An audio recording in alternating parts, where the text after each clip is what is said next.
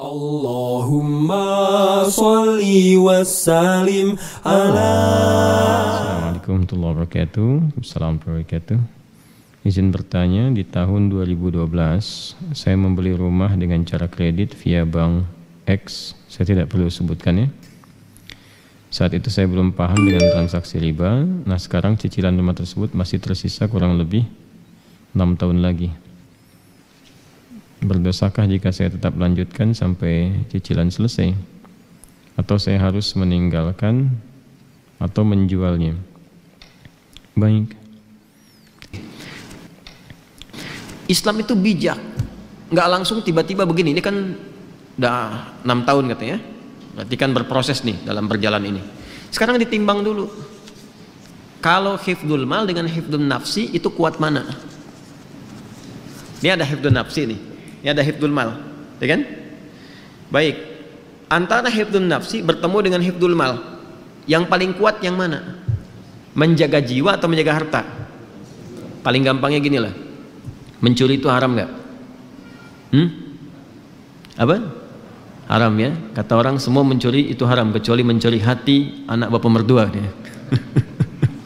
Dengan cara yang dibenarkan. Baik, semua mencuri itu haram, nggak boleh.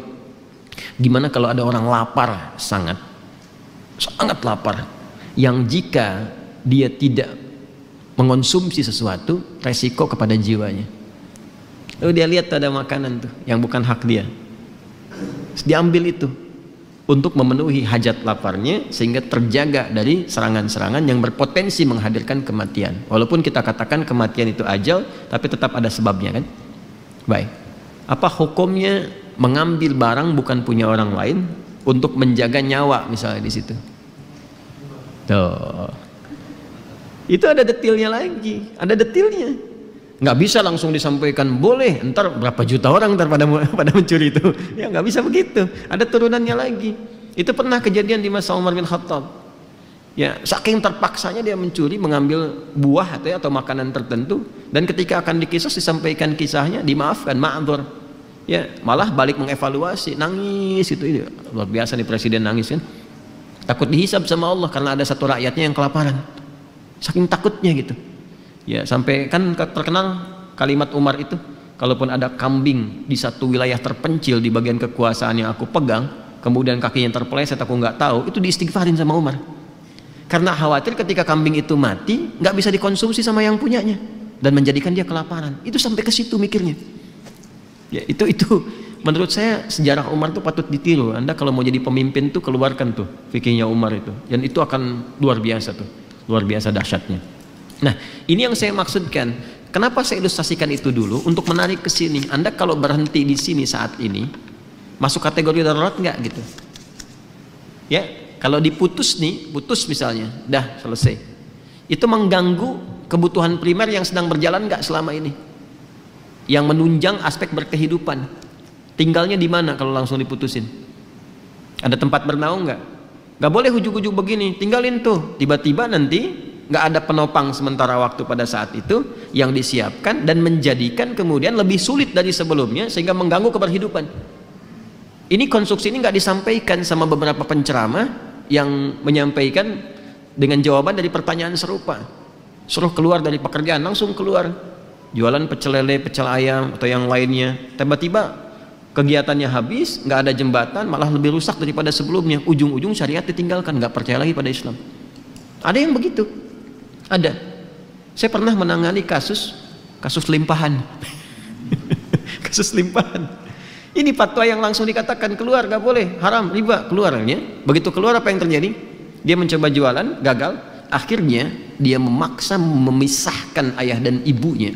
Ayah yang kena Parkinson, ya, dan sudah stroke, tidak dalam kesadaran tinggi, dipaksa menceraikan ibunya, ibu sambungnya, supaya dia menguasai warisannya. Jadi begitu. Karena dia memilih cara singkat dan dia menempuh yang lebih haram lagi. Jelas ya? Nah, sepakat riba itu haram. Keluar dari riba ada jalannya. Itu yang harus dirinci. Jelas ya?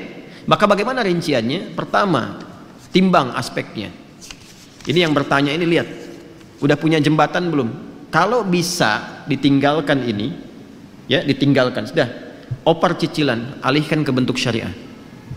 Kan ini bank konvensional punya syariah nih, ada juga yang syariahnya. Tanyakan dulu, ini solusi yang paling pertengahan. Ya, ambil, konversikan dari konvensional ke syariah. Nanti dinilai oleh syariah nih. Yang sudah berapa?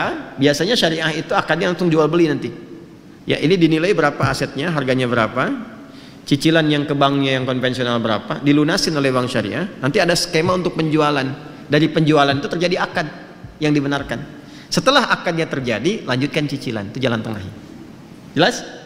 Nah, lalu bagaimana status riba yang sebelumnya? Dengan ketidaktahuan, setelah itu tahu, Masya Allah, lanjutkan ayatnya. Ya, lanjutkan ayatnya.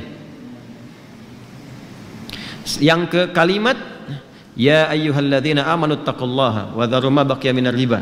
Ada? Terus sampai ke bawah, sampai ada karangan falahu ma salafa wa amruhu ilallah. Ada ayatnya? Terus sampai ke bawah, terus sampai walahuma salafa wa amruhu ilallah. Ada ayatnya? Baik, jika ada yang sudah terjebak kepada riba, kemudian dia mau berpaling, bertobat, yang sebelumnya karena tidak tahu, ketika dia putus itu, yang sebelumnya terampuni oleh Allah Subhanahu wa taala. Ma'dzur, diampuni. Serahkan, kata Allah, urusannya kepada Allah. Sudah, Allah maafkan, itu selesai, sekarang perbaiki. Nah, kalau mampu dilakukan itu, konversikan dari konvensional ke syariah, plus dari syariah nanti dinilai, teruskan cicilannya. Kalau susah, tidak ada dan sebagainya, lihat dulu nih, lihat dulu. Ini kalau pindah, dilepas, pindahnya kemana? Jangan sampai terjadi tiba-tiba rumah dijual, nggak ada tempat bernaung, setelah itu meminta-minta, atau menyulitkan kolega sekitaran. Ada ibu kedatangan kita misalnya dengan keluarga, ada adik numpang tinggal tapi bawa rombongan dengan 6 anggota plus ART-nya misalnya kan. Nah, jadi agak repot di situ. Maka ketika ada kondisi seperti ini, dalam kondisi darurat yang sudah berlangsung, maka berlaku kaidah ad-daruratu tubihul mahdzurat. Dalam konteks darurat membolehkan sementara waktu sampai dengan tuntas ini selesai. Tapi minta kemudian diakadkan supaya akadnya bisa diperbaiki. Flat. Ya, nggak ada tambahan kalau begini, kalau begitu, maka konsekuensinya harus berusaha untuk membayar sesuai dengan temponya, jangan sampai telat sehingga muncul kemudian akumulasi kembali yang jatuh pada hukum yang keliru di situ. Paham sampai sini? Awas, ini konteks darurat ya, jangan disamakan dengan hukum normal. Kalau bisa kemudian kita dapat alternatif, saya pengen keluar dari sini, betul-betul keluar. Oke, saya mau beli rumah kecil aja sementara, atau rumah dengan standar yang sama di tempat yang agak berbeda, ya, yang nilainya bisa lebih murah untuk dibeli, tapi keadaan rumahnya nyaman serupa gitu. Dan cukup ketika dihitung, ini kalau dijual, alhamdulillah dapat yang ini, nikmat dijalani, bebas dari riba, dan bisa diputus di sini. Bisa disolusi. Kalau itu bisa dilakukan.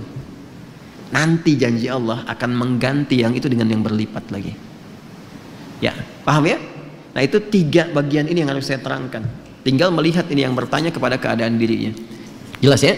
Jadi sekali lagi, timbang ke keadaan dirinya. Kalau sekiranya bisa dikonversikan kepada syariah lebih bagus, kalau sifatnya kemudian darurat, maka diselesaikan apa yang harus menjadi kewajibannya ini, sambil banyak beristighfar kepada Allah Subhanahu wa taala dan mohon solusi kepada Allah, ya, dari sambil proses berjalan sehingga diberikan naungan-naungan pijakan yang kuat untuk segera meninggalkan itu.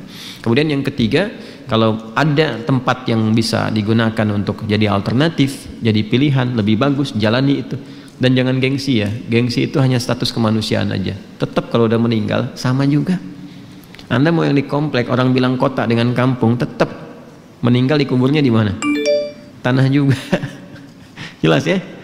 Saya kira saya sudah jawab ini ya, jadi tinggal mengukur, dipraktekkan.